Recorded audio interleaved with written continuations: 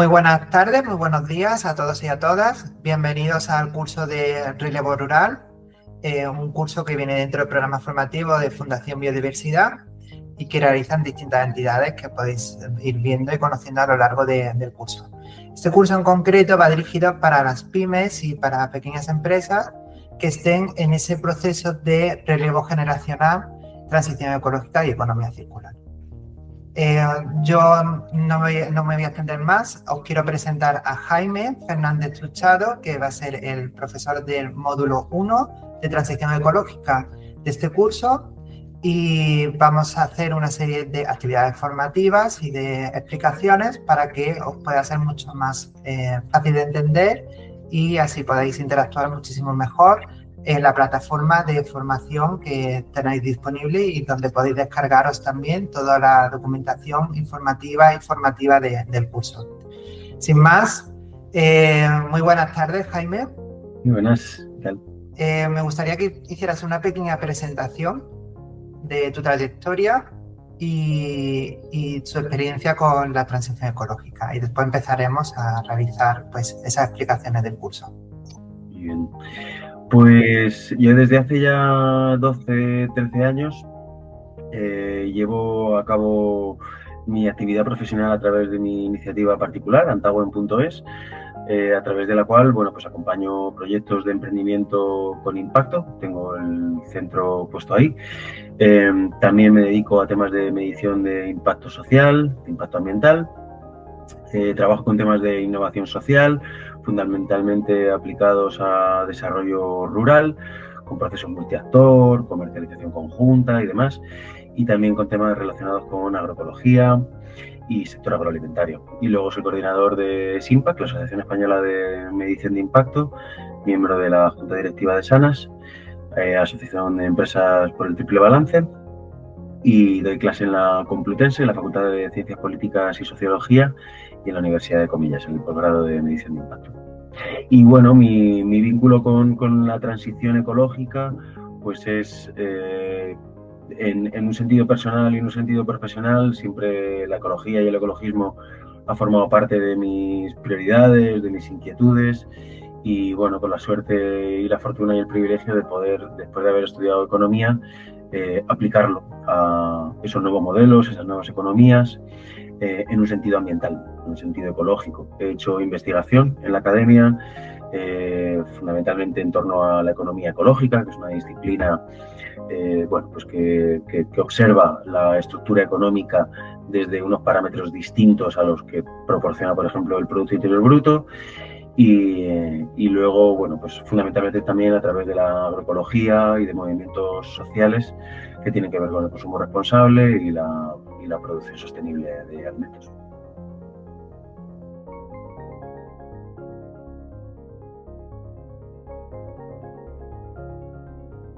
La transición ecológica es un proceso, es un camino que, a partir de un diagnóstico en torno al contexto socioambiental de nuestras sociedades actuales, en un marco de emergencia climática, de cambio climático, de aumento de las desigualdades y de la continuidad de los conflictos geopolíticos, propone un cambio de pantalla, en realidad, un cambio de modelo hacia un horizonte que directamente incluya la sostenibilidad no como un eje tangencial, sino como un eje central de nuestras economías, nuestras políticas y nuestra sociedad. La transición ecológica es, por tanto, un proceso que lo que pretende es dar el salto de una economía extractivista a una economía respetuosa con el planeta y las personas.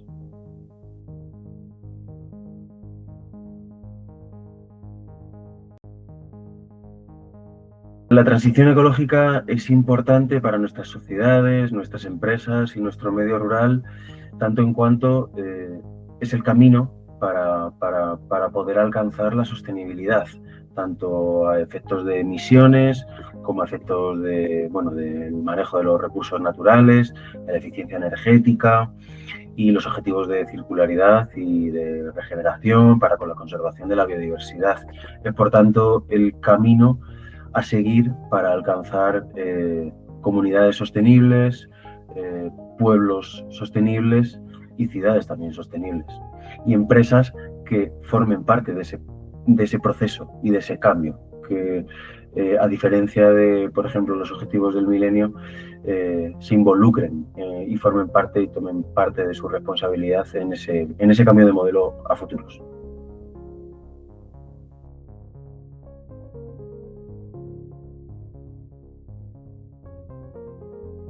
La transición ecológica supone una oportunidad para las empresas, tanto en cuanto abre un consenso, digamos, societario en torno a el hacia dónde.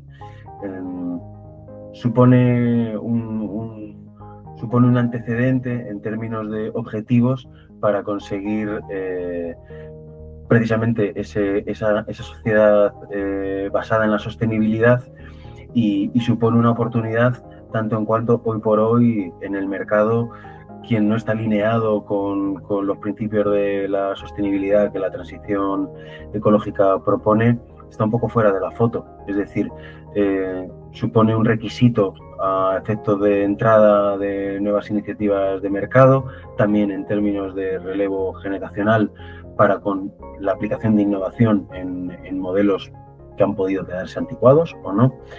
Y es, por tanto, la puerta de entrada para consolidar negocios que ya venían funcionando y que necesitan de la recogida del testigo.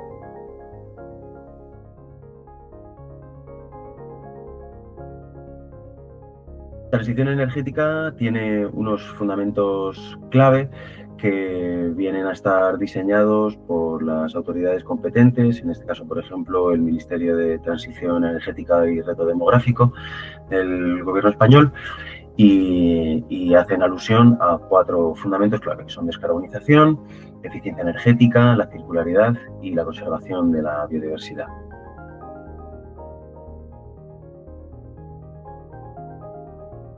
Cuando hablamos de descarbonización, nos referimos a fundamentalmente intentar reducir las emisiones de gases de efecto invernadero, que en términos económicos la suma de todas las iniciativas incorporan en clave de output al sistema. También entendemos por descarbonización la sustitución de energías fósiles por energías renovables, sean del tipo que sean, y también incluimos dentro del concepto de descarbonización el impulso al transporte eléctrico y la movilidad sostenible.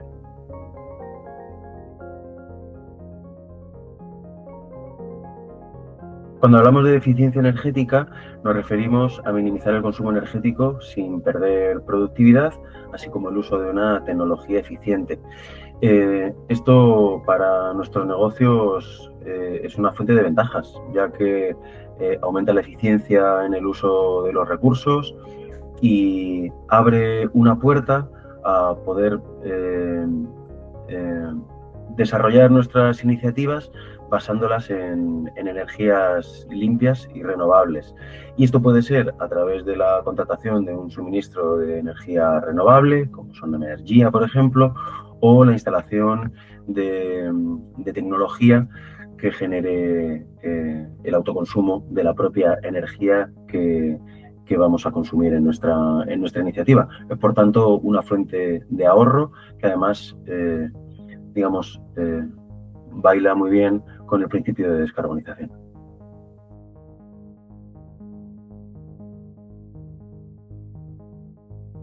El principio de circularidad quiere decir, en términos generales, imitar los procesos de la naturaleza. Hay categorías que podrían referirse a la biomímesis. Esto no es ni más ni menos que hacer que todo aquello que aparentemente es un residuo se pueda convertir en un recurso. Y por tanto, podemos de 2 maneras incluir la circularidad en nuestro modelo de negocio. Una es minimizando o erradicando nuestros impactos negativos, y por otro lado es incluyendo en nuestros modelos de negocio la erradicación o mitigación de impactos negativos que ya existen ahí fuera y que no derivan de nuestras actuaciones. Es, por tanto, la lógica de rediseñar los procesos tanto de producción como de prestación de servicios inspirados en la idea de la economía circular y la circularidad.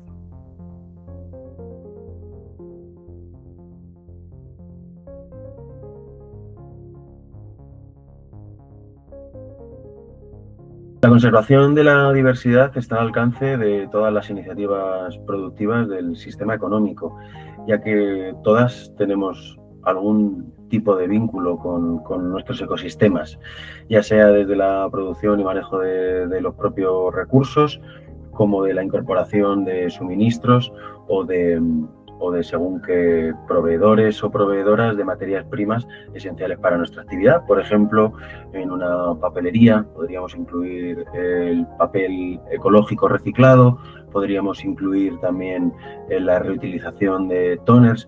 Es por eso que la conservación de la diversidad, en realidad, de lo que habla es de la protección de los ecosistemas, de las especies, de la restauración de hábitats degradados y prácticas regenerativas o de bajo impacto. Estas prácticas regenerativas lo que esencialmente vienen a proponer es que con nuestras actuaciones dejemos el planeta y las personas que la habitamos mejor de como lo encontramos y en realidad revisando toda nuestra cadena de valor desde la cuna a la tumba, ¿no? Que decimos desde nuestras instalaciones, nuestras materias primas, nuestros proveedores hasta nuestra distribución o la elección de nuestra clientela puede repercutir en la mejora de la biodiversidad y de ahí irían encaminadas nuestras pequeñas, la suma de todas nuestras pequeñas actividades y actuaciones.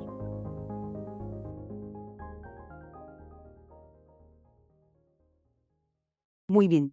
Bienvenidos y bienvenidas a este primer módulo del curso Relevo Rural. Me alegra mucho que estéis aquí, porque el tema que vamos a abordar hoy es, sin exageración, uno de los más importantes que podemos tratar cuando hablamos del futuro del medio rural en España.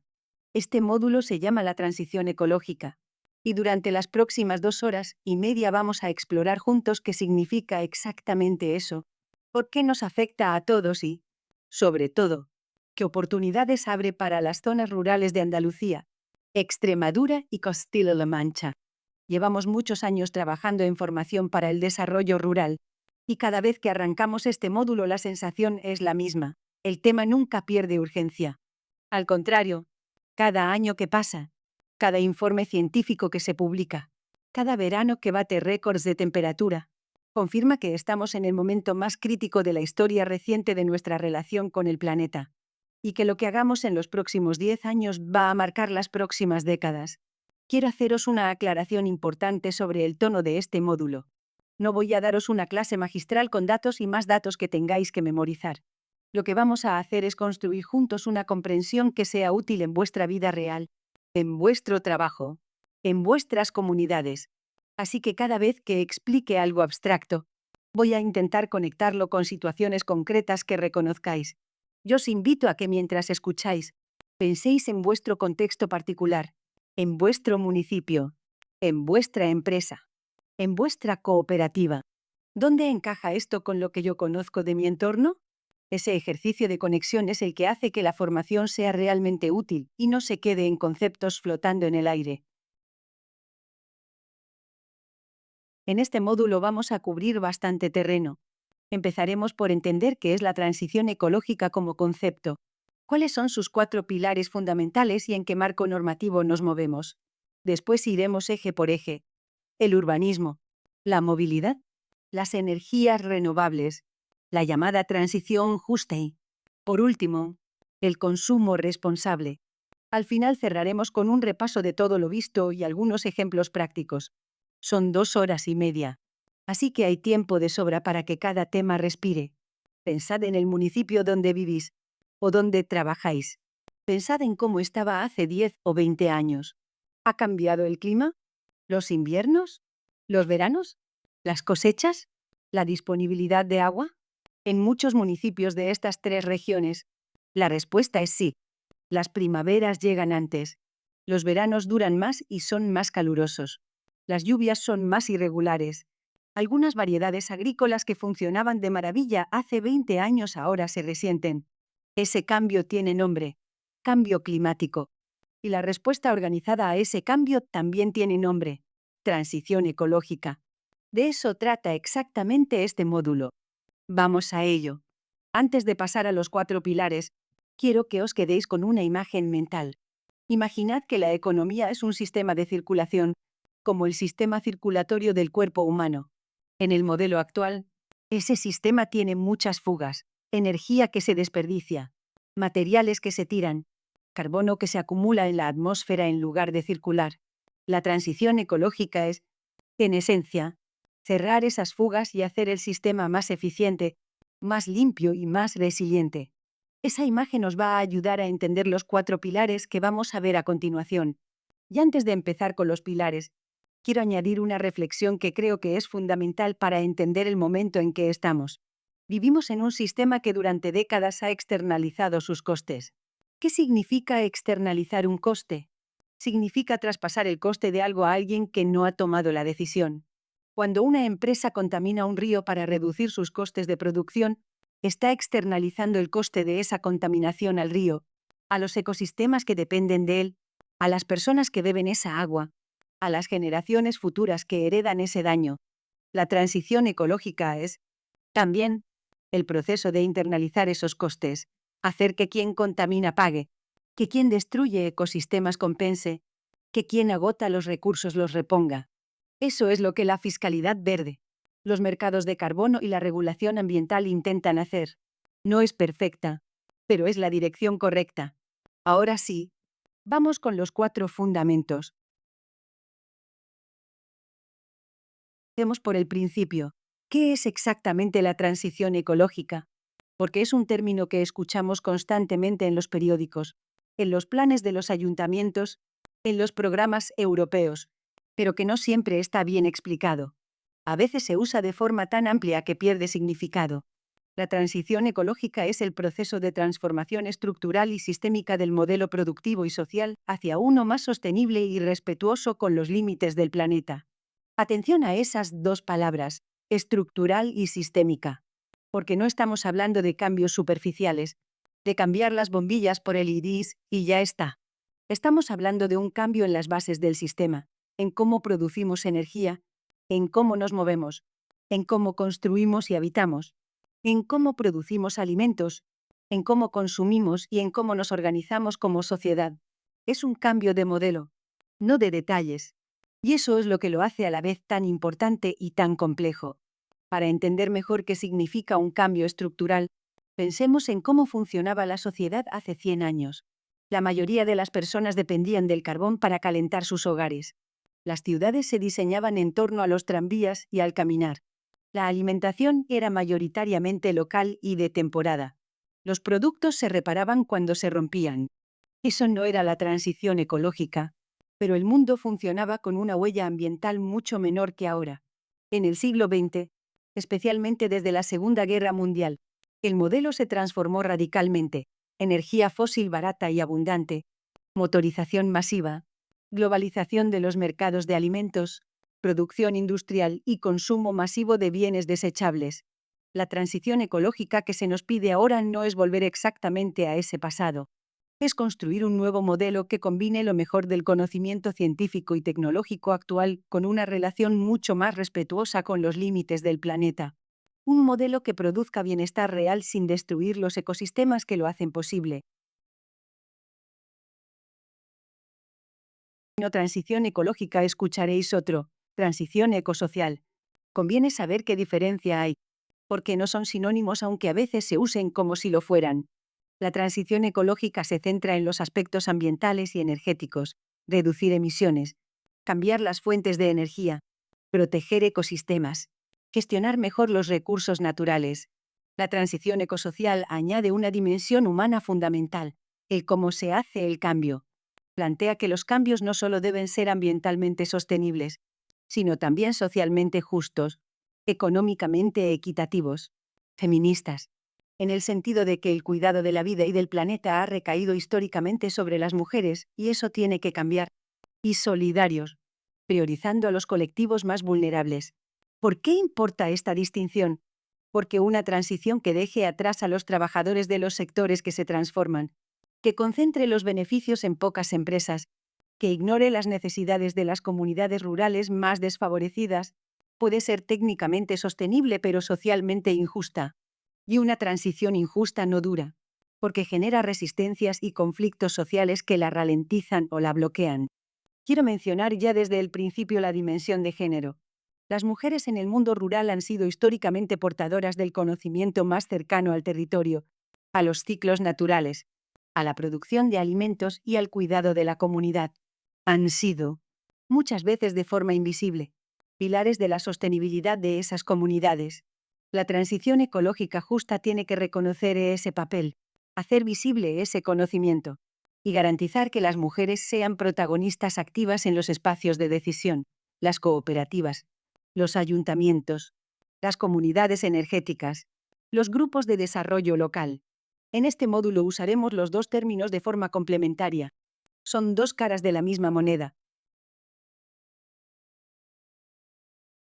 Porque la transición es urgente, necesitamos hablar de ciencia. La referencia científica en este ámbito es el IPCC, el Grupo Intergubernamental de Expertos sobre el Cambio Climático de las Naciones Unidas.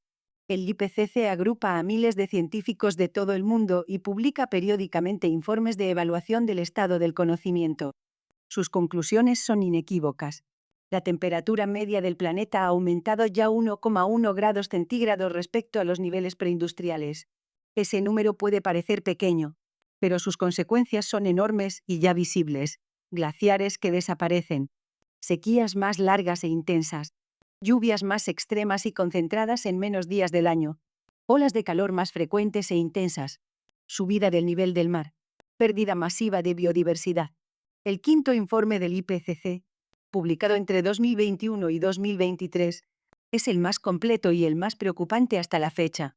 Sus tres conclusiones principales. La influencia humana en el calentamiento es inequívoca, sin margen de duda científica. Los impactos ya visibles son más graves de lo que los modelos anteriores preveían. Los ecosistemas están cambiando más rápido de lo esperado. Los eventos extremos son más frecuentes de lo proyectado. Y para limitar el calentamiento a 1,5 grados, que es el umbral a partir del cual los impactos se vuelven mucho más graves e irreversibles, sería necesario reducir las emisiones globales un 43% para 2030 respecto a los niveles de 2019. Con las políticas actuales, estamos muy lejos de ese objetivo. Para las zonas rurales de Andalucía, Extremadura y Castilla-La Mancha, la traducción es muy concreta. El Mediterráneo se está calentando un 20% más rápido que la media global. Se prevé una reducción de las precipitaciones del 10 al 30% en las próximas décadas, con mayor variabilidad.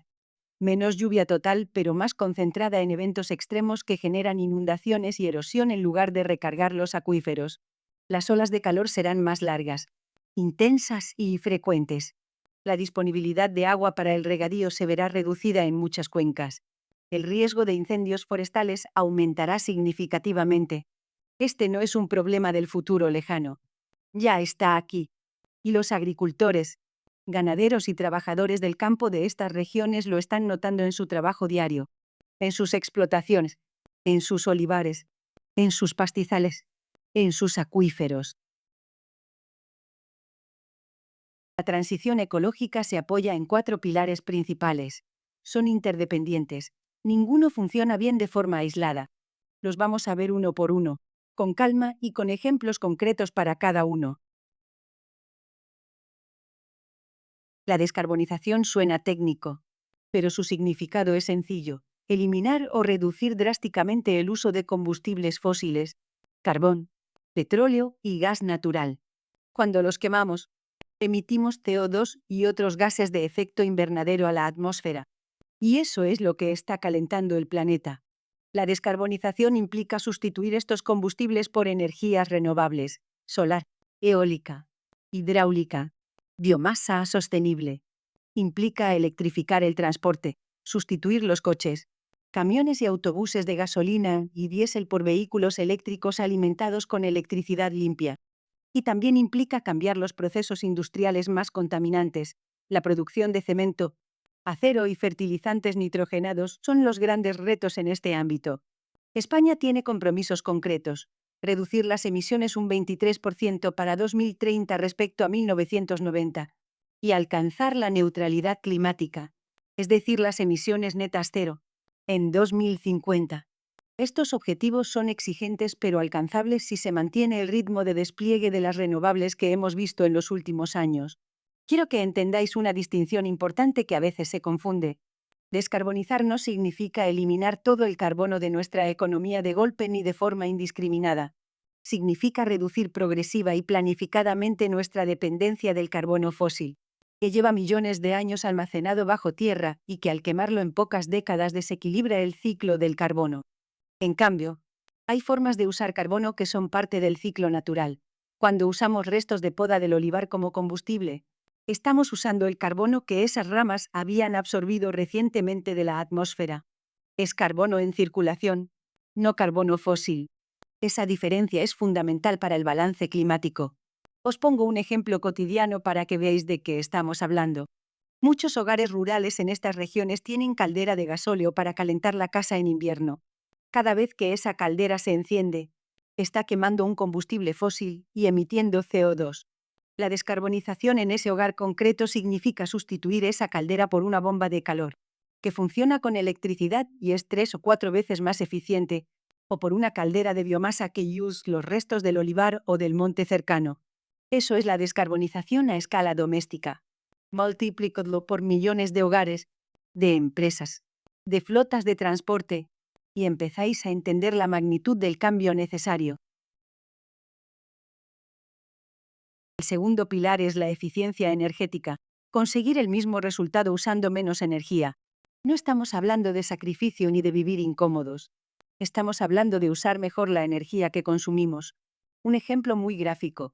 Una bombilla incandescente convierte solo el 10% de la electricidad que consume en luz.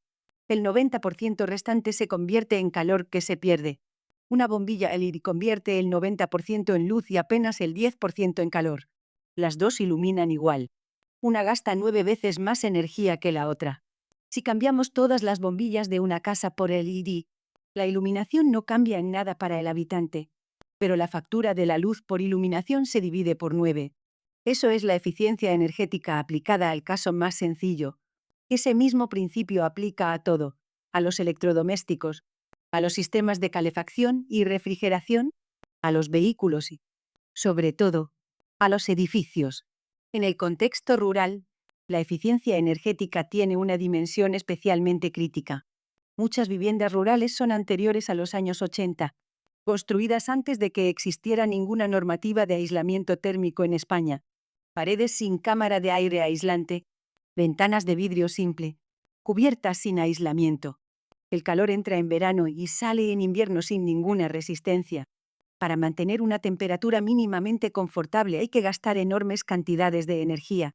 Mejorar el aislamiento puede reducir el consumo energético hasta un 70 u 80%. Y eso se traduce en un ahorro económico muy significativo en la factura anual de energía. Hay además otra dimensión que a menudo no se menciona pero que es muy relevante: la salud pública. Una vivienda mal aislada donde en verano la temperatura interior supera los 35 grados es una vivienda peligrosa para las personas mayores. Los golpes de calor, las deshidrataciones y las enfermedades cardiovasculares agravadas por el calor son problemas reales y crecientes. En los veranos recientes, España ha registrado centenares de muertes atribuibles directamente a las olas de calor, y muchas de esas muertes se produjeron dentro de las propias viviendas, especialmente de personas mayores que vivían solas en casas muy antiguas. La eficiencia energética no es solo un tema de ahorro económico ni de reducción de emisiones. Es también un tema de salud, de bienestar y de justicia social. Las personas con menos recursos económicos suelen vivir en las viviendas más antiguas y menos eficientes. Son las que más pagan en términos relativos de coste energético sobre sus ingresos, y son las que más sufren las consecuencias de vivir en viviendas inadecuadas para las temperaturas extremas que ya estamos viviendo. Por eso las ayudas públicas a la rehabilitación deben priorizar a los hogares con menores ingresos. El pilar es la economía circular. Y aquí quiero detenerme un poco más porque este concepto es fundamental y no siempre está bien explicado, especialmente cuando se aplica al contexto rural. Pensemos en cómo funciona la economía que tenemos ahora. Es una economía lineal. Extraemos materias primas de la tierra, las transformamos en productos en fábricas, los usamos durante un tiempo y luego los tiramos. Extraer, fabricar, usar, tirar. Y vuelta a empezar. Este modelo tiene un problema estructural enorme. Los recursos naturales son finitos. Los metales, los minerales, los acuíferos, la fertilidad del suelo, se pueden agotar. Y además, cada paso del ciclo genera residuos y emisiones que van al medio ambiente. La economía circular propone un modelo alternativo, que el ciclo de la materia se cierre en lugar de ser una línea recta que va del recurso al vertedero. Los residuos de un proceso son los insumos del siguiente. Lo que hoy tiramos mañana sirve de materia prima. Los productos se diseñan desde el principio para que sean reparables y para que sus componentes puedan recuperarse y reutilizarse cuando lleguen al final de su vida útil. En el mundo rural hay ejemplos muy hermosos de circularidad que llevan siglos existiendo, aunque no los llamáramos así. El compost, que convierte los restos orgánicos de la cocina y del campo en abono de alta calidad para la tierra. La digestión anaerobia, que transforma los purines y estiércoles de las granjas en biogás para generar calor o electricidad. Y en digestato, que es un fertilizante orgánico de alta calidad que puede sustituir a los abonos químicos. Los sistemas de rotación de cultivos que regeneran la fertilidad del suelo sin necesidad de fertilizantes externos. El aprovechamiento de los restos de poda del olivar y del viñedo como biomasa para calefacción. La verdad es que muchas prácticas de la agricultura y ganadería tradicional ya eran circulares, aunque no las llamáramos así. La transición hacia la economía circular en el mundo rural es, en parte, una vuelta modernizada y optimizada a ese enfoque, que fue abandonándose durante el siglo XX por la disponibilidad de insumos externos baratos basados en energía fósil. Y el potencial aún no aprovechado es enorme. Pensad en la cadena completa del aceite de oliva. Los subproductos de la elaboración del aceite, principalmente el orujo y las aguas de vegetación, se gestionan hoy como residuos con un coste significativo para las almazaras y un riesgo de contaminación para suelos y acuíferos si no se gestionan bien. En un modelo circular, el orujo se usa como biomasa para generar calor en la propia almazara, reduciendo el coste energético de producción. Las aguas de vegetación, bien tratadas, son fertilizante líquido de alta calidad para los propios olivares. Los huesos de aceituna son biocombustible sólido de altísimo poder calorífico, y los polyphenols presentes en el proceso pueden extraerse para usos farmacéuticos y cosméticos de alto valor añadido. Cerrar ese ciclo no solo reduce residuos y emisiones, genera valor económico adicional y mejora la rentabilidad de las cooperativas. Pilar es la conservación de la biodiversidad. Y este es el que quizás recibe menos atención mediática que el cambio climático, pero es igual de grave y de urgente. La biodiversidad, la variedad de formas de vida en un ecosistema, está en crisis. El ritmo de extinción de especies es actualmente entre 100 y 1000 veces superior al ritmo natural de extinción. Estamos perdiendo insectos, aves, mamíferos, plantas, hongos, anfibios, a una velocidad que el planeta no había experimentado en los últimos 66 millones de años, desde la extinción de los dinosaurios. ¿Por qué importa esto para el mundo rural y la producción agrícola? Porque la biodiversidad no es solo un conjunto de especies interesantes, es la base de los servicios ecosistémicos que hacen posible la vida humana, y en particular la producción agrícola y ganadera. Los polinizadores, principalmente las abejas y otros insectos, polinizan entre el 70 y el 80% de los cultivos comerciales. Sin ellos, la producción de almendras, cerezas, girasol, muchas frutas y hortalizas se desplomaría. En muchas zonas de España se registra ya una disminución alarmante de los polinizadores silvestres, asociada al uso excesivo de pesticidas y a la pérdida de hábitat. Los depredadores naturales de las plagas, como las aves insectívoras, los erizos, las rapaces nocturnas, los murciélagos y los anfibios, controlan poblaciones de insectos dañinos sin necesidad de plaguicidas. Cuando eliminamos esos depredadores porque hemos simplificado el paisaje agrario hasta convertirlo en monocultivos sin setos, sin charcas, sin manchas de matorral, sin árboles en el campo, tenemos que gastar cada vez más en pesticidas para controlar las mismas plagas que antes se controlaban solas. La fertilidad del suelo depende de millones de microorganismos, hongos micorícicos, bacterias nitrificantes y lombrices de tierra que descomponen la materia orgánica y la convierten en nutrientes. Un suelo biológicamente vivo produce más, retiene mejor el agua y almacena más carbono que un suelo biológicamente muerto por el uso excesivo de agroquímicos. En estas regiones, la dehesa es el ejemplo más brillante. Es el agroecosistema con mayor biodiversidad de Europa Occidental. Un sistema equilibrado, fruto de siglos de gestión humana, que combina encinas y alcornoques, pastoreo extensivo de cerdo ibérico, ovino y bovino, agricultura de cereal, corcho y bellota. Es productivo y biodiverso al mismo tiempo. La diversidad de hábitats que contiene alberga centenares de especies raras o amenazadas en el resto de Europa. Proteger y regenerar la dehesa no es solo política de biodiversidad, es mantener un modelo productivo excepcional, un paisaje con identidad, un patrimonio cultural y gastronómico, y un sistema que almacena carbono y produce alimentos de la más alta calidad. Ya tenemos los 4 pilares. Ahora vamos a situar el contexto normativo, porque es importante para entender qué obliga, qué financia y qué orienta la transición en España.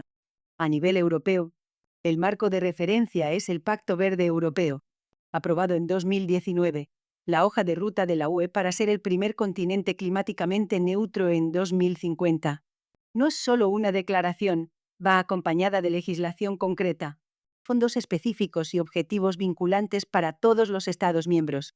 Incluye la Ley Europea del Clima, la Estrategia de Biodiversidad 2030 con el objetivo de restaurar al menos 20 millones de hectáreas de ecosistemas degradados en Europa, la Estrategia de la Granja a la Mesa para una alimentación sostenible y justa, el Plan de Acción de Economía Circular y el Fondo de Transición Justa para apoyar a los territorios más afectados por la descarbonización. A nivel español, la Ley de Cambio Climático y Transición Energética de 2021 establece reducción del 23% de emisiones para 2030, al menos el 74% de electricidad renovable en esa fecha, y neutralidad climática en 2050. El Plan Nacional de Adaptación al Cambio Climático, el PNOC 2021 a 2030, merece atención especial porque se centra en cómo nos adaptamos a los impactos del cambio climático que ya son inevitables, aunque parásemos todas las emisiones mañana. Define 18 ámbitos de trabajo, los más relevantes para el mundo rural: agricultura, ganadería y alimentación, agua, bosques y gestión forestal, biodiversidad, salud pública y turismo. La institución responsable en España es el Ministerio para la Transición Ecológica y el Reto Demográfico. El hecho de que lleve también el reto demográfico no es casual. Reconoce que la despoblación rural y la transición ecológica están conectadas, y que las soluciones pueden y deben serlo también. Esta visión integrada es exactamente lo que necesitamos para entender la transición ecológica no como una amenaza para el mundo rural, sino como una oportunidad de reinvención. Hay una pregunta que surge siempre en las formaciones sobre transición ecológica, y que quiero responder directamente. ¿Esto tiene que ver conmigo? ¿Con mi trabajo? ¿Con mi municipio? ¿Con mi cooperativa? La respuesta es sí, en casi todos los casos. Pensemos en algunos ejemplos concretos. Si trabajáis en la agricultura o la ganadería, la transición ecológica os afecta porque el clima cambiante ya está alterando los ciclos de producción, porque los mercados europeos a los que vendéis son cada vez más exigentes en cuanto a huella ambiental, porque las ayudas de la PAC están condicionadas crecientemente al cumplimiento de prácticas agroambientales, y porque la escasez de agua en muchas cuencas obliga a repensar los modelos de regadío. Si trabajáis en el sector de la construcción o en la rehabilitación de viviendas, la transición os afecta porque hay una demanda creciente y un volumen de fondos públicos sin precedente para la rehabilitación energética de edificios. Si os formáis ahora en técnicas de bioconstrucción, de instalación fotovoltaica o de eficiencia energética, estaréis en la posición de atender esa demanda. Si trabajáis en servicios al territorio, en turismo rural, en educación o en atención a personas mayores, la transición ecológica también os afecta. Hay nuevos modelos de movilidad sostenible que os pueden llegar. Hay fondos para mejorar la eficiencia energética de los centros donde trabajáis. Hay oportunidades de vincular vuestros servicios con la marca de sostenibilidad del territorio. La transición ecológica no es una opción para quienes trabajan en el medio rural. Es el escenario en el que vais a trabajar en los próximos 20 años. Cuanto mejor lo entendáis, más preparados estaréis para aprovecharlo en lugar de sufrirlo. Quiero ampliar un poco más el pilar de la descarbonización hablando de los sectores concretos de estas regiones que más van a transformarse. El sector energético ya está en plena transformación. El carbón ha desaparecido prácticamente del 19º eléctrico español. El gas natural está bajo presión creciente de sustitución, y las renovables ya superan el 50% de la generación eléctrica en España en los mejores meses del año. Esa tendencia solo va a acelerarse. La agricultura es el tercer sector emisor de gases de efecto invernadero en España, después de la energía y el transporte. Las principales fuentes de emisión agrícola son la fermentación entérica de los rumiantes, que produce metano, la gestión de los estiércoles y purines, y el uso de fertilizantes nitrogenados que emiten óxido nitroso. Descarbonizar la agricultura no significa eliminar la ganadería, significa transformar los sistemas de producción hacia modelos extensivos que emiten menos, que almacenan más carbono en el suelo y en la vegetación, y que aprovechan mejor los residuos orgánicos. El transporte por carretera, que os afecta especialmente en el mundo rural, está viviendo la electrificación más rápida de su historia. Los coches eléctricos ya son competitivos en precio de uso con los de combustión, y en los próximos. Vamos con el primer eje, el urbanismo y la arquitectura sostenible. Los edificios y las ciudades son responsables del 36% del consumo energético total en Europa y del 39% de las emisiones de CO2. Es el sector que más energía consume. Transformar profundamente cómo construimos, cómo rehabilitamos y cómo diseñamos nuestros espacios habitables es imprescindible para la transición ecológica. Cuando hablamos de urbanismo sostenible en el contexto rural de estas tres regiones, el punto de partida es muy diferente al de las grandes ciudades. El 80% de los municipios de Andalucía, Extremadura y Castilla-La Mancha tiene menos de 2.000 habitantes. Muchos afrontan simultáneamente despoblación, envejecimiento de la población, viviendas vacías en mal estado y escasez de servicios básicos. En muchos pueblos hay casas cerradas desde hace décadas, algunas en estado de semiabandono, mientras la poca gente que queda lucha por encontrar vivienda digna a precio asequible. Este es el escenario de partida. Y la transición ecológica, en este contexto, no es un lujo ni un capricho. Es una oportunidad real y concreta de revitalización que puede abordar varios problemas a la vez: el del despoblamiento, el del estado del parque de viviendas, el del coste de la energía y el de la calidad de vida en el medio rural. Antes de ver los principios técnicos, quiero introducir un concepto útil: el urbanismo de proximidad. Plantea que un municipio bien diseñado debería permitir que sus habitantes accedan, a pie o en bicicleta y en un tiempo razonable, a los servicios básicos que necesitan: trabajo, compras, salud, educación, esparcimiento.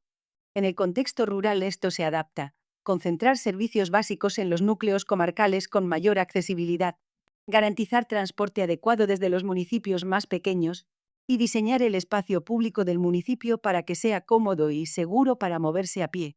Plazas agradables, aceras en buen estado, iluminación adecuada, zonas de descanso para personas mayores. El principio del urbanismo sostenible: rehabilitar antes que construir nuevo. Así lo establece la Carta de Leipzig de la UE. ¿Por qué? Construir un edificio nuevo tiene un coste ambiental enorme que normalmente no vemos: enormes cantidades de cemento, cuya producción representa el 8% de las emisiones globales de CO2, acero, áridos extraídos de canteras, agua, plásticos. Genera residuos de construcción, uno de los flujos de residuos más voluminosos que existen, y ocupa suelo nuevo que podría seguir siendo campo, bosque o huerta. En cambio, rehabilitar aprovecha la estructura ya construida y puede transformar una vivienda de calificación energética F o G, las peores, en una de consumo casi nulo. La Directiva Europea de Eficiencia Energética en Edificios, actualizada en 2024, establece que los edificios de nueva construcción deberán ser de emisiones cero a partir de 2030, y que los edificios existentes con peores calificaciones deberán rehabilitarse progresivamente. Quien rehabilite ahora, con las ayudas actuales disponibles, va por delante. Cuando las obligaciones sean más estrictas y la demanda de rehabilitación suba, los costes de materiales y mano de obra también subirán. Las ayudas son reales y significativas. El programa de rehabilitación energética de edificios, el PRE, con fondos Next Generation de la UI, puede cubrir entre el 40 y el 80% del coste de obras de aislamiento, sustitución de ventanas, instalación de bomba de calor o paneles solares. En el IRPF existe deducción de hasta el 40% del coste en rehabilitaciones integrales. El proceso de solicitud puede ser complejo, así que conviene buscar el acompañamiento de técnicos de desarrollo local, grupos líder o diputaciones provinciales. Arquitectura bioclimática diseña edificios que trabajan con el clima del lugar, no contra él. Sus principios llevan siglos en la arquitectura popular de estas regiones, y la ciencia moderna los ha confirmado y optimizado. La orientación: ventanas principales al sur reciben el sol en invierno cuando está bajo en el horizonte, y un alero bien calculado impide que entre en verano cuando está alto. Solo con la orientación correcta, sin coste adicional, se ahorra entre un 20 y un 30% en climatización. La masa térmica: piedra, adobe y ladrillo macizo absorben calor durante las horas de sol y lo liberan lentamente por la noche, suavizando las oscilaciones de temperatura y manteniendo el interior fresco en verano y templado en invierno sin climatización artificial. Las casas de piedra de Extremadura, las cortijadas andaluzas con muros gruesos de 1 metro, los caserones de Castilla-La Mancha, sabiduría popular convertida en principio científico que la arquitectura moderna ha recuperado. La ventilación natural: aperturas bien colocadas en fachadas opuestas generan corriente cruzada que elimina el calor en verano sin aire acondicionado. Y los materiales de bioconstrucción. El corcho. España es el mayor productor mundial, concentrado en Extremadura y Andalucía. Excelente aislante térmico y acústico. Completamente renovable, que se cosecha cada 9 años sin talar el árbol. Es el material de aislamiento perfecto para las viviendas de estas regiones. Local, renovable, eficaz y con una historia de uso que se remonta a siglos. La paja de cereal: excelente aislante con huella de carbono prácticamente nula cuando se usa en muros con estructura de madera. El cáñamo: fibra de propiedades de aislamiento extraordinarias, resistente a hongos y humedad. El adobe y el tapial: tierra cruda con excelentes propiedades de masa térmica, usados desde siempre en estas regiones. Y la cal: transpirable y reguladora de la humedad. Housing es un modelo en el que un grupo de personas se organiza cooperativamente para diseñar y gestionar su propio hábitat. Cada persona tiene su espacio privado, pero se comparten espacios comunes. Gran cocina-comedor para comidas colectivas, sala de estar, jardín o huerto compartido, lavandería comunitaria, taller, biblioteca. El cohousing reduce el coste de la vivienda porque se comparten espacios e infraestructuras. Reduce el consumo de recursos porque se comparten bienes. Y reduce el aislamiento social, que es uno de los problemas más graves de los municipios rurales con población envejecida. En un pueblo pequeño donde cada vez hay menos vecinos, vivir en una comunidad con convivencia cotidiana y apoyo mutuo puede ser la diferencia entre el aislamiento y la calidad de vida. La fórmula legal más habitual en España es la cooperativa de vivienda en cesión de uso.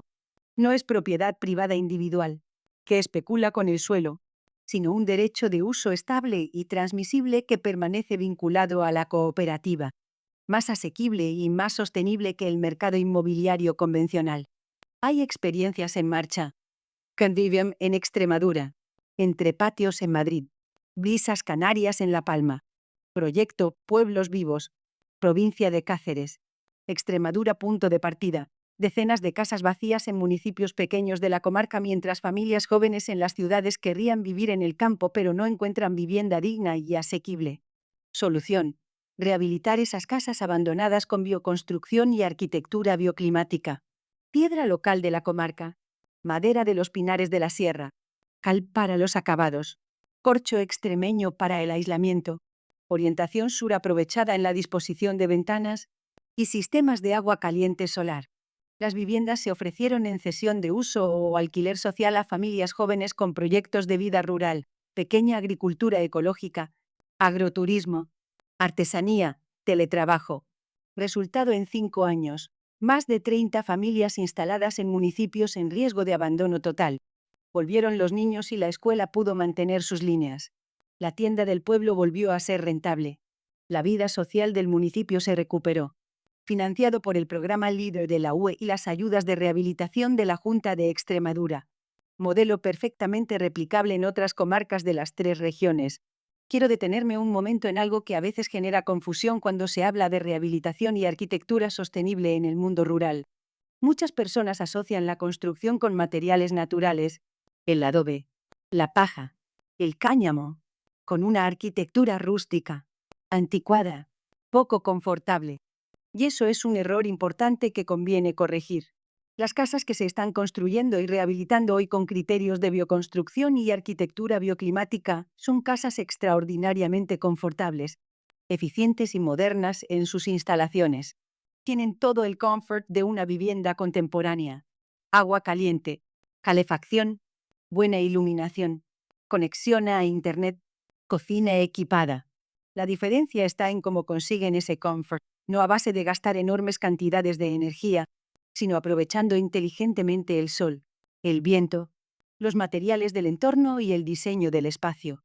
Un ejemplo concreto.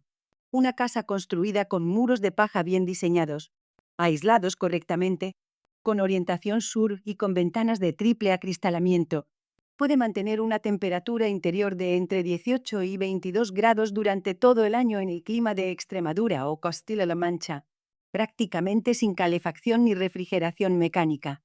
El coste de esa casa puede ser similar al de una de construcción convencional, especialmente si se tienen en cuenta los fondos de rehabilitación disponibles.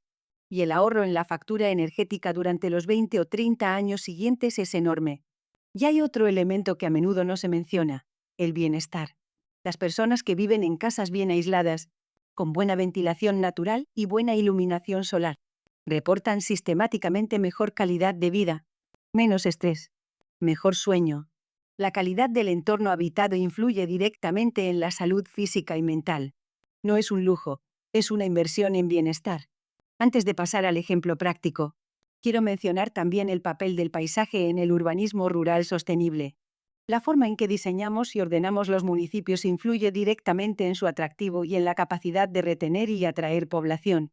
Un pueblo con calles bien mantenidas, con espacios públicos cuidados, con jardines y huertos comunitarios, con iluminación eficiente y con edificios rehabilitados. Es un pueblo que dice: aquí se vive bien. Y eso tiene un valor incalculable para la lucha contra la despoblación. Una reflexión final sobre el eje del urbanismo antes de pasar al siguiente. A veces me preguntan, ¿tiene sentido hablar de urbanismo sostenible en municipios de 100 o 200 habitantes?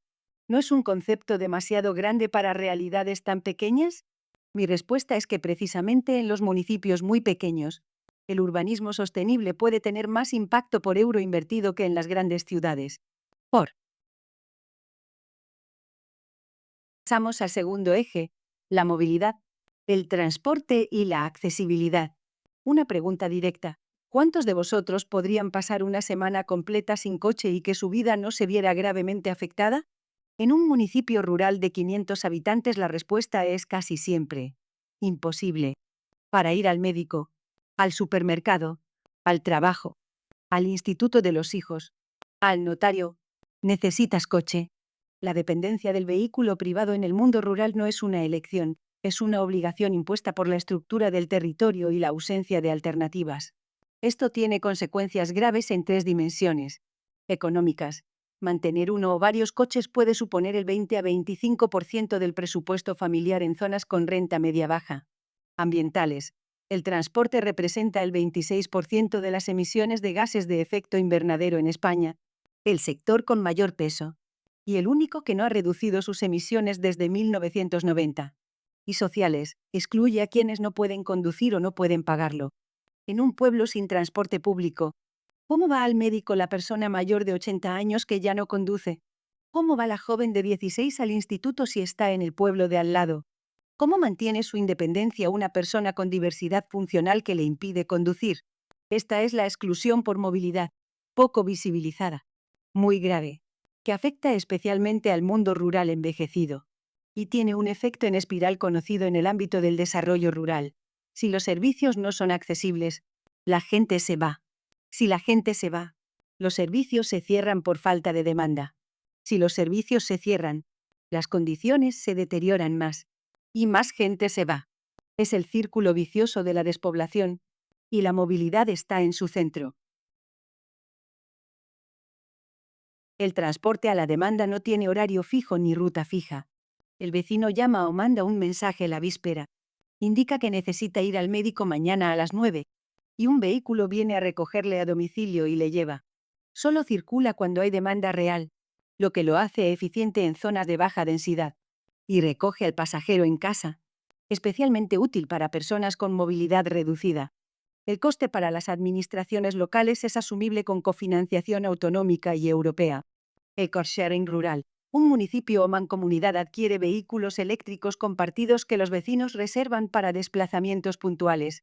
El principal freno es la infraestructura de carga, pero instalar puntos en el ayuntamiento o el aparcamiento público está siendo financiado por fondos europeos.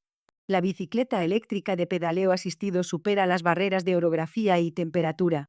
El motor ayuda en los tramos difíciles y la autonomía supera los 100 kilómetros en muchos modelos. Para trayectos dentro del municipio o entre pueblos cercanos, es una alternativa real, saludable y de coste mínimo. La movilidad colaborativa, compartir coche para trayectos recurrentes, ya ocurre espontáneamente en muchos municipios. La tecnología puede organizarlo mejor. Grupos de WhatsApp, pequeñas plataformas de coordinación. La electrificación del transporte es también una estrategia de soberanía energética. Sustituir gasolina importada por electricidad producida localmente con energía solar reduce la dependencia de mercados internacionales volátiles. Y no olvidemos la accesibilidad universal, no es solo para las personas en silla de ruedas. Es para todos. Las aceras sin escalones, las paradas de transporte con rampa, los edificios públicos accesibles, favorecen que la gente se mueva a pie y reduzca el uso del coche. Quiero profundizar un poco más en el impacto económico de la dependencia del coche en el mundo rural, porque creo que no siempre se dimensiona correctamente. Pensemos en una familia rural con 2 adultos en edad laboral y un hijo adolescente. En muchos casos, esa familia necesita 2 coches para funcionar. Uno para que cada adulto vaya al trabajo, que puede estar en municipios distintos, y la logística del instituto del hijo. El coste anual de mantener esos 2 vehículos, incluyendo los seguros, la ITV, el combustible, el mantenimiento y la amortización si son a crédito, puede estar perfectamente entre 6.000 y 10.000 euros al año. En una familia con una renta anual de 30.000 euros. Eso es entre el 20 y el 33% del presupuesto. Solo en coches, sin incluir la vivienda, la alimentación, el ocio, los suministros. Comparad eso con una familia urbana que vive cerca del transporte público y puede funcionar con un solo coche, o incluso sin ninguno. El ahorro es brutal. Y ese ahorro tiene un impacto enorme en la calidad de vida, en la capacidad de ahorro y en las posibilidades de inversión en otras cosas. Cuando hablamos de transporte sostenible en el mundo rural, por tanto, no estamos hablando solo de reducir emisiones. Estamos hablando de liberar recursos económicos de las familias. Estamos hablando de equidad territorial. Estamos hablando de que vivir en el campo no debería suponer un sobrecoste estructural tan grande respecto a vivir en la ciudad. Y hay algo más que quiero añadir sobre la movilidad rural que va más allá de las soluciones de transporte en sí mismas. La ordenación del territorio. Muchos de los problemas de movilidad del mundo rural se originan en decisiones de ordenación territorial tomadas hace décadas, que desplazaron los servicios esenciales hacia las capitales de comarca o de provincia, dejando a los municipios pequeños sin hospital, sin instituto, sin oficina bancaria, sin notaría. Resolver el problema de la movilidad a largo plazo también implica repensar esa centralización y acercar los servicios al territorio, a través de consultorios de salud bien dotados, de institutos comarcales accesibles, de servicios digitales que no requieran desplazamiento, de administración electrónica que funcione de verdad. Mancomunidad Las Vegas, Toledo. Castilla-La Mancha, 2022. Servicio de transporte a la demanda para 12 municipios rurales conectados con Toledo y los servicios sanitarios de la comarca. Los vecinos solicitan el viaje por teléfono o app el día anterior antes de las 20 horas. Un microbús eléctrico les recoge a domicilio. Precio: 1,50 € barra trayecto, con gratuidad para personas con renta baja.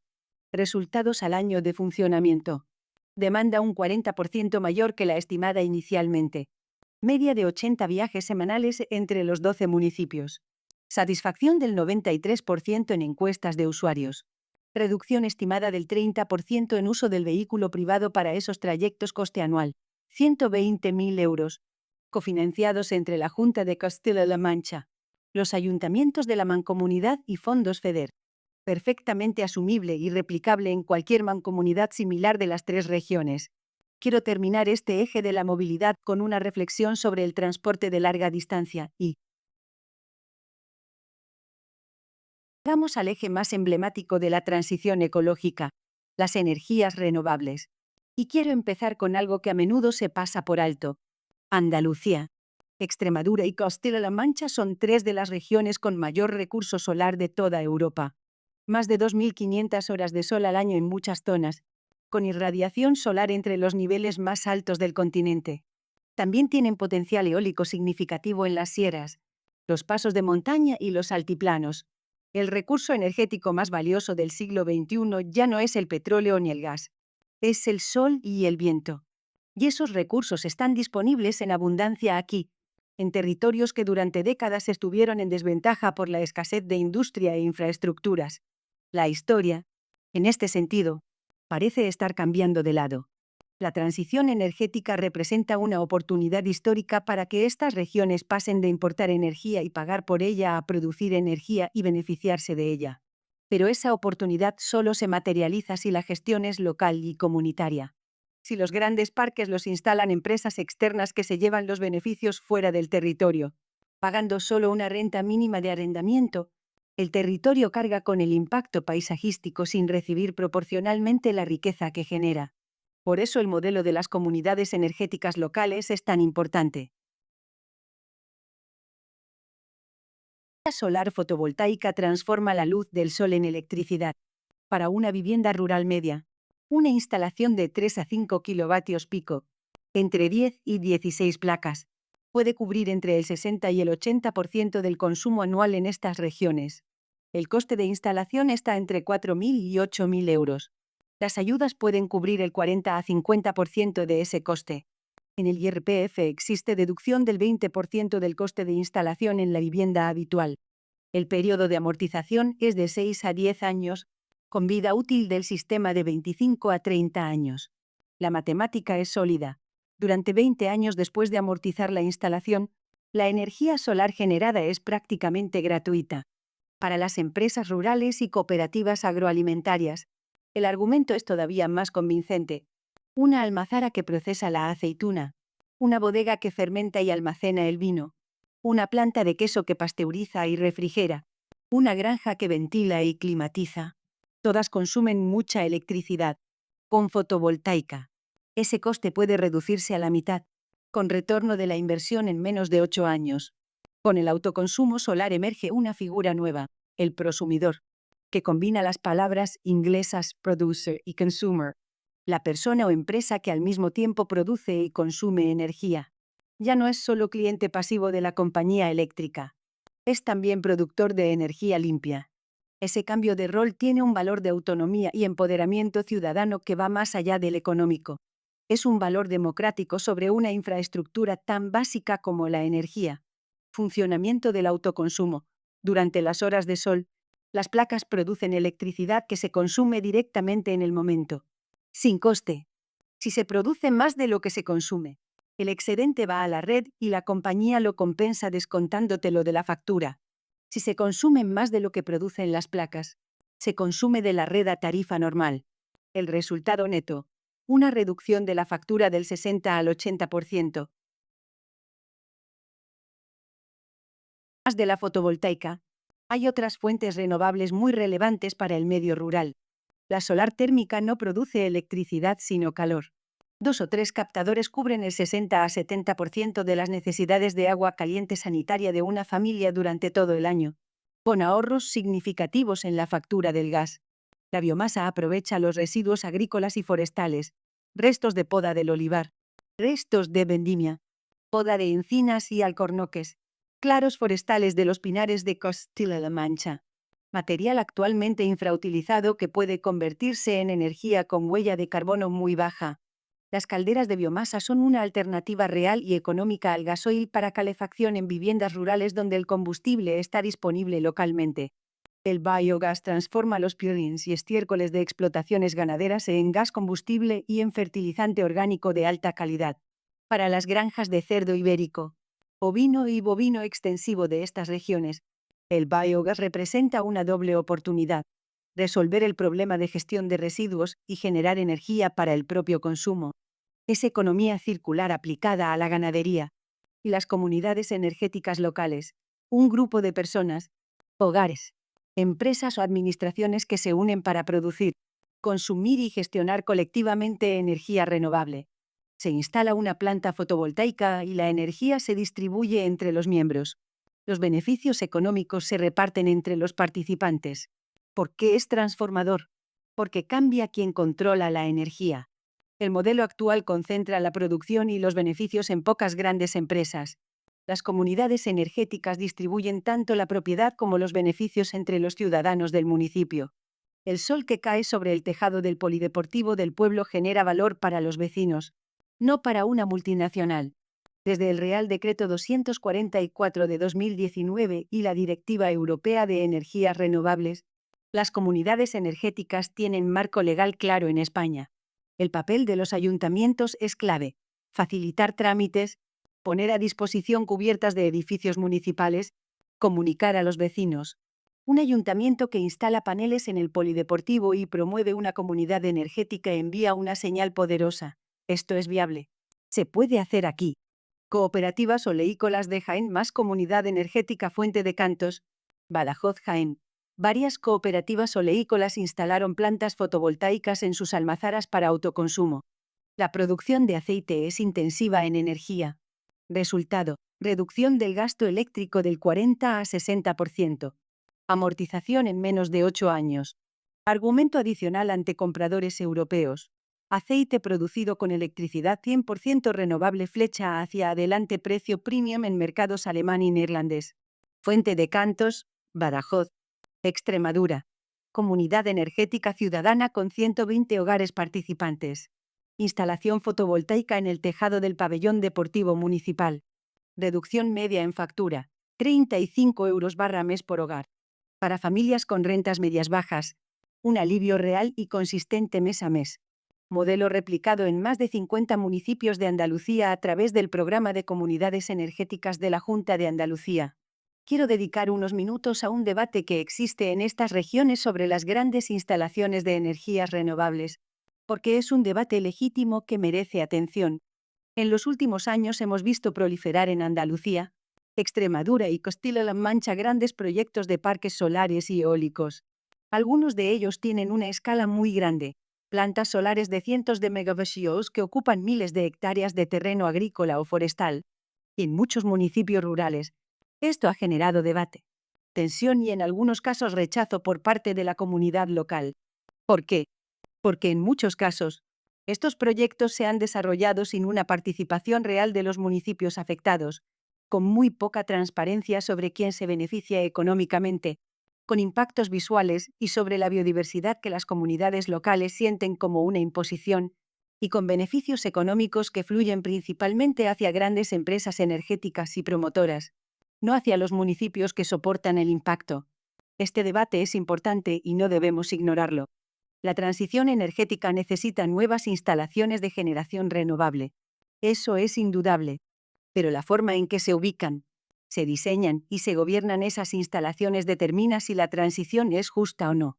Las buenas prácticas que están emergiendo en este ámbito incluyen varias cosas: la participación de los municipios en el diseño de los proyectos desde el principio, no cuando ya están aprobados; la priorización de los terrenos ya degradados o de uso industrial en lugar de tierras de labor o de alto valor ecológico; la exigencia de que una parte de los beneficios económicos de los parques quede en el territorio local, a través de fondos municipales, de reducciones en la factura eléctrica para los vecinos, o de participación accionarial de la comunidad; y el desarrollo de comunidades energéticas que complementen los grandes proyectos con producción distribuida en tejados. naves y suelos de menor impacto. En definitiva, las renovables son imprescindibles para la transición, pero deben hacerse bien, de forma justa. Llegamos al cuarto eje, que en mi opinión es el más político en el buen sentido, y el que genera más debate legítimo: la transición justa. El concepto surge de una pregunta incómoda pero necesaria. ¿Es posible que la lucha contra el cambio climático genere a corto plazo injusticias entre personas, comunidades y territorios? La respuesta honesta es sí. Puede ocurrir.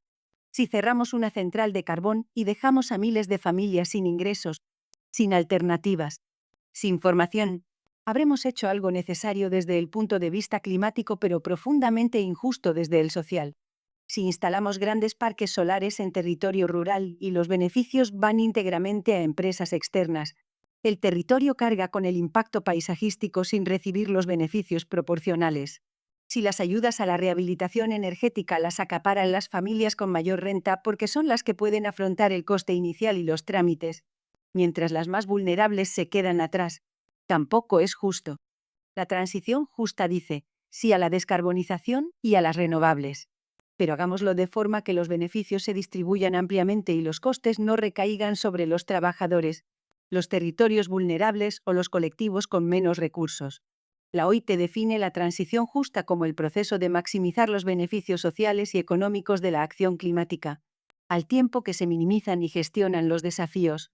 En términos concretos, anticipar los impactos sobre el empleo con tiempo suficiente para planificar la reconversión, asegurar que los nuevos empleos verdes son de calidad, no precarios ni mal pagados, incluir a todos los actores en el diseño, con diálogo social real entre gobiernos, sindicatos y empresarios, y prestar atención especial a los territorios más vulnerables.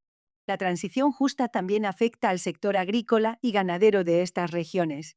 La agricultura intensiva va a tener que transformarse, no porque alguien lo imponga de golpe, sino porque las condiciones que la hicieron posible están cambiando. El precio de los fertilizantes nitrogenados sube con el gas, el agua para el regadío escasea en muchas cuencas, los mercados europeos exigen más garantías ambientales, y la nueva PAC condiciona los pagos directos al cumplimiento de estándares ambientales crecientes.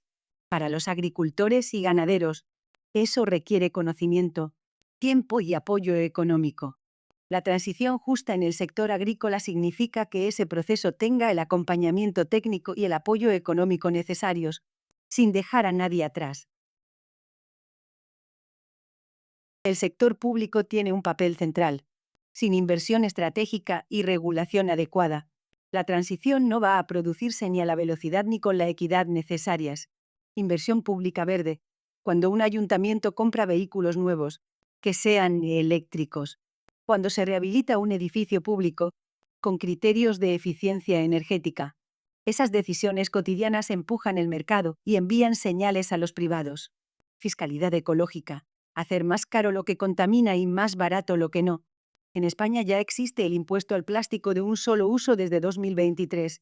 Se trabaja en ampliar la fiscalidad verde, impuesto al CO2, reducción del IVA en productos ecológicos y servicios de reparación. Contratación pública ecológica, si los pliegos de condiciones incluyen criterios de sostenibilidad.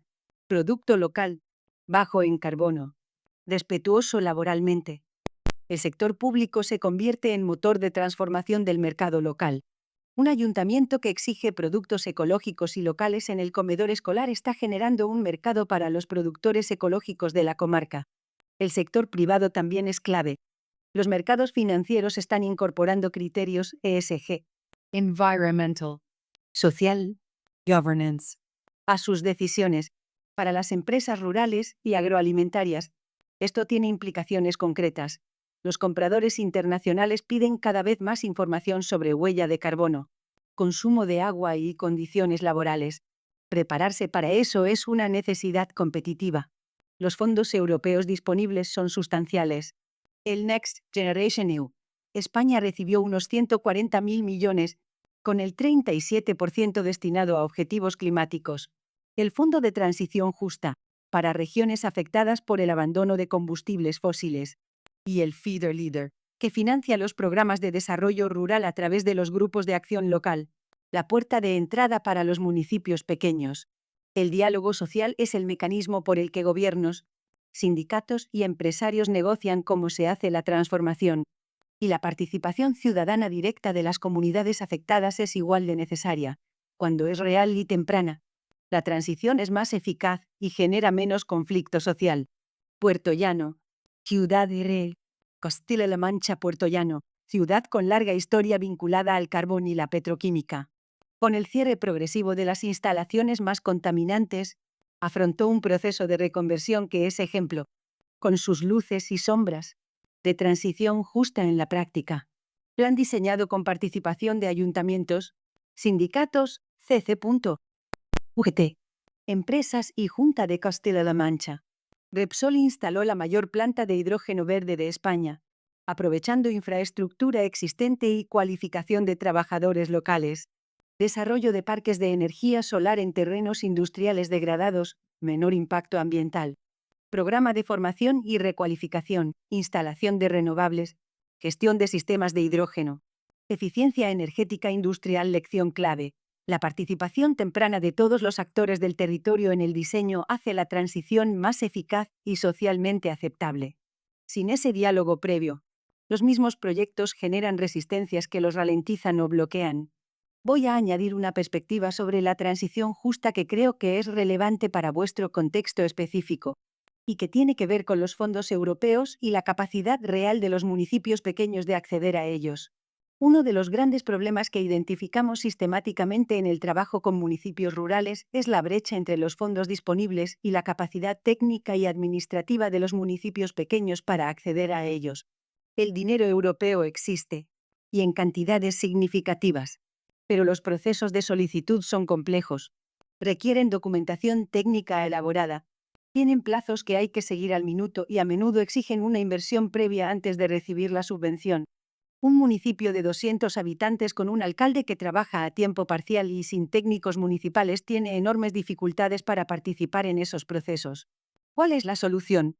Fundamentalmente, la asociación y la intermediación. Las mancomunidades de municipios permiten compartir costes y capacidad técnica entre varios ayuntamientos pequeños. Los grupos de acción local, los que el programa LEADER, tienen como función explícita ayudar a los municipios rurales a acceder a los fondos europeos de desarrollo rural. Tienen técnicos que conocen las convocatorias, que ayudan a preparar los proyectos y que acompañan durante todo el proceso de justificación. Las diputaciones provinciales también tienen programas de asistencia técnica a los municipios pequeños de su provincia. El mensaje es: no estéis solos. Los recursos para acceder a los fondos existen. La clave está en conocer qué recursos de intermediación y acompañamiento técnico hay disponibles en vuestro territorio y en activarlos. Y quiero añadir algo sobre el papel de las organizaciones de la sociedad civil en la transición justa. Las asociaciones de vecinos, los grupos de desarrollo local, las cooperativas agrícolas, las asociaciones de mujeres rurales, las organizaciones de jóvenes del campo, todas ellas son actores fundamentales en la transición, no solo como beneficiarias de los programas, sino como protagonistas en el diseño de los proyectos. Llegamos al quinto y último eje, el consumo responsable. Y quiero empezar desmontando un estereotipo que hace mucho daño al debate. Cuando mucha gente escucha consumo responsable, lo asocia a privación, a vivir con menos, a una vida gris y austera. Ese estereotipo es completamente falso. El consumo responsable no es consumir menos para vivir peor. Es consumir mejor, con más criterio, con más conciencia de las consecuencias de nuestras elecciones. Y en estas regiones con tanta riqueza local, consumir responsablemente muchas veces significa acceder a productos de mayor calidad, apoyar a los productores del entorno y construir relaciones económicas más directas y justas. Hay una frase del economista John Mellett que resume perfectamente la idea. Con mi cesta de la compra, voto todos los días. Cada vez que compramos algo, estamos eligiendo quién produce ese producto, en qué condiciones, con qué impacto ambiental y qué modelo de sociedad queremos sostener con nuestro dinero. Si compro aceite de oliva virgen extra de una cooperativa local de Jaén, con denominación de origen y producción ecológica, estoy eligiendo apoyar a los agricultores locales, la economía de la comarca, un modelo de producción que mantiene el paisaje y la biodiversidad. Si compro una marca blanca sin trazabilidad, estoy eligiendo otra cosa completamente diferente. Y quiero abordar la crítica legítima de que individualizar la responsabilidad en el consumidor desvía la atención de las corporaciones. Es una crítica válida. La industria del petróleo financió décadas de campañas que ponían el foco en la huella individual para desviar la atención de su responsabilidad sistémica. Pero la respuesta no puede ser la pasividad del consumidor.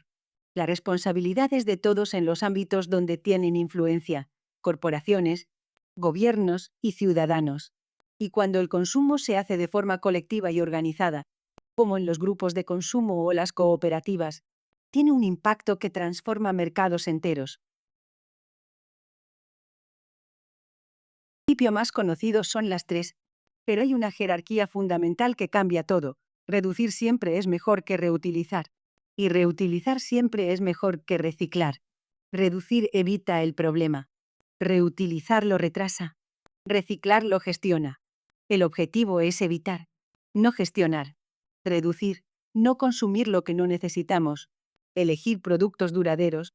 Combatir la obsolescencia programada eligiendo marcas que reparen y garanticen a largo plazo en lugar de las que diseñan productos para estropearse justo cuando caduca la garantía. Reutilizar. Segunda mano. Reparar. Prestar y pedir prestado. Intercambiar con vecinos. La cultura de la reparación, muy viva en generaciones anteriores, se ha ido perdiendo. Recuperarla genera empleo local en oficios de reparación: el zapatero, el relojero, el técnico de electrodomésticos. Reciclar. Cuando ya no hay otra opción, separar para que los materiales puedan recuperarse. Funciona bien en España para papel, vidrio y metales. El plástico es más complejo. El movimiento amplía esto a 7R añadiendo: repensar, cuestionar si realmente necesitamos lo que queremos comprar, rechazar, negarse activamente a consumir productos con prácticas inaceptables, decir no al plástico de un solo uso y recuperar, aprovechar materiales o energía de residuos sin otra salida, compostar los restos orgánicos en lugar de tirarlos.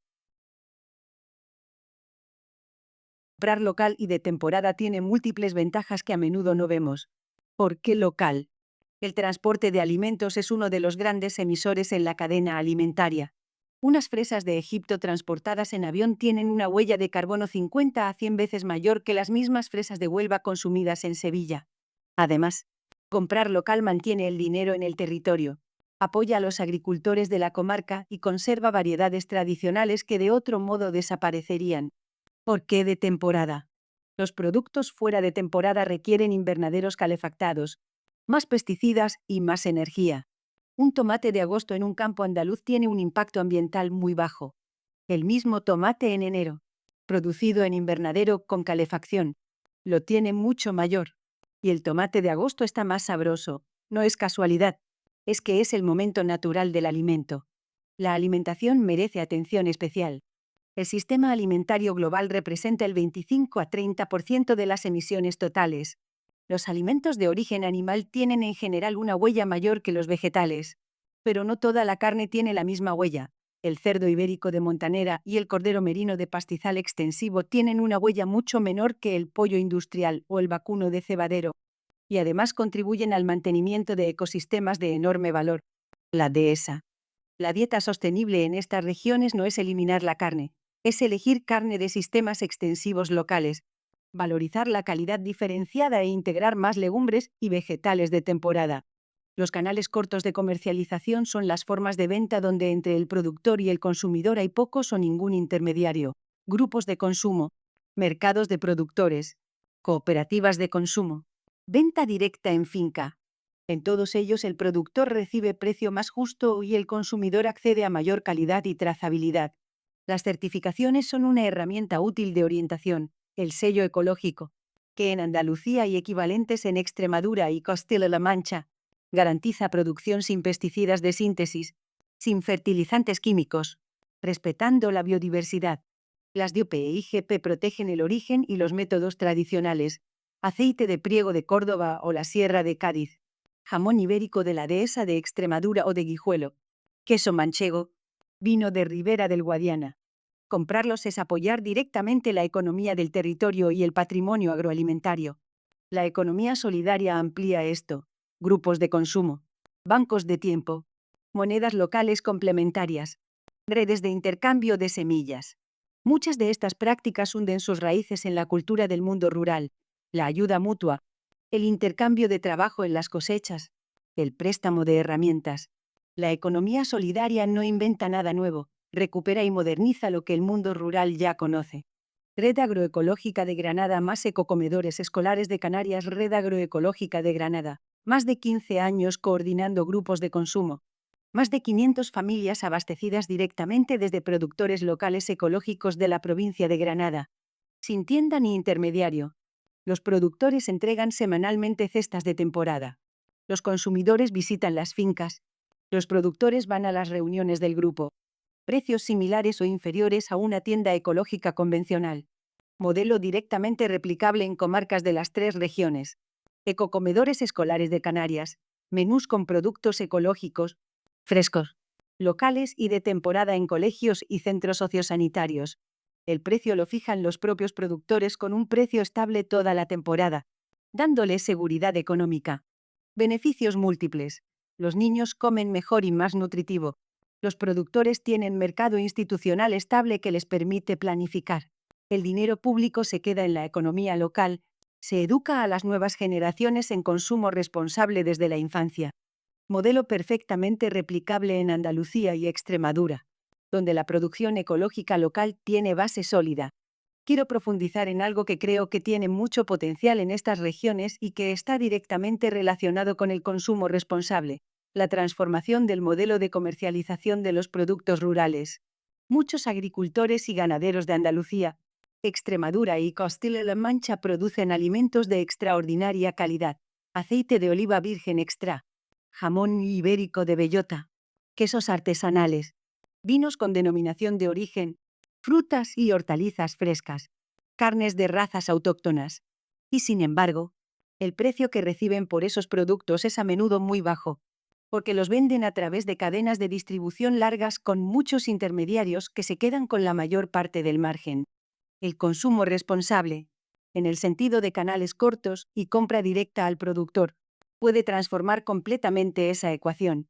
Cuando un productor vende directamente a consumidores finales, ya sea a través de un grupo de consumo, de una tienda online, de un mercado de productores o de la venta directa en finca, puede multiplicar por 2 o por 3 el precio que recibe por el mismo producto, sin cambiar nada en la 5 ejes con sus ejemplos. Pero quiero hacer un ejercicio adicional: ver cómo se integran de forma sistémica. En la práctica, la transición ecológica no funciona en compartimentos estancos. Cuando un elemento mejora, los demás también mejoran. Hay sinergias que se refuerzan mutuamente. Imagina la Fuente del Roble, un municipio ficticio pero representativo de 800 habitantes en una comarca rural de Extremadura. Muchas casas vacías, población envejecida, ningún transporte público regular, economía basada en el olivar y la ganadería ovina extensiva. En urbanismo, el ayuntamiento identifica 20 casas vacías en buen estado estructural. Con ayudas Next Generation y Leader las rehabilita con corcho extremeño, piedra local, carpintería de madera de la sierra, orientación solar aprovechada y sistemas de agua caliente solar. Las ofrece en cesión de uso cooperativa o alquiler social a familias jóvenes con proyectos de vida rural. En 4 años llegan 14 familias nuevas. Los niños vuelven a la escuela que estaba en riesgo de cierre. En movilidad, la Mancomunidad Comarcal lanza transporte a la demanda conectando la Fuente del Roble y los municipios vecinos con la capital de comarca 3 veces por semana. Microbús eléctrico a domicilio. Las personas mayores pueden ir al médico sin depender de nadie. En energía, el ayuntamiento promueve una comunidad energética.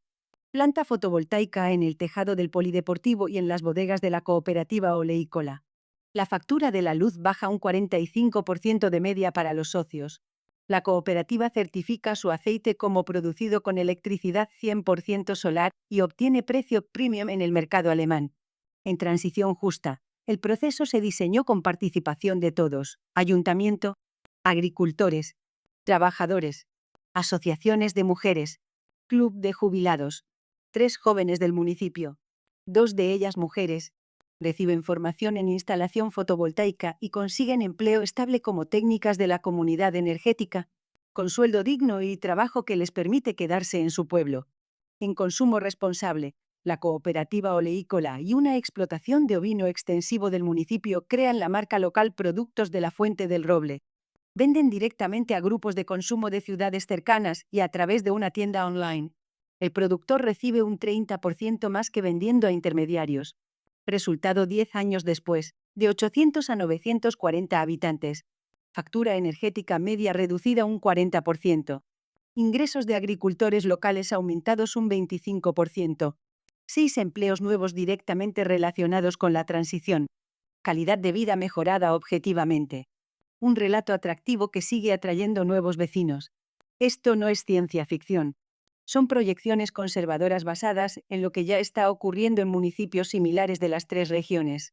Y para terminar con los ejemplos, quiero hacer un apunte sobre el tiempo. La transición ecológica no es un proyecto de un año ni de 2. Es un proceso que se desarrolla a lo largo de décadas.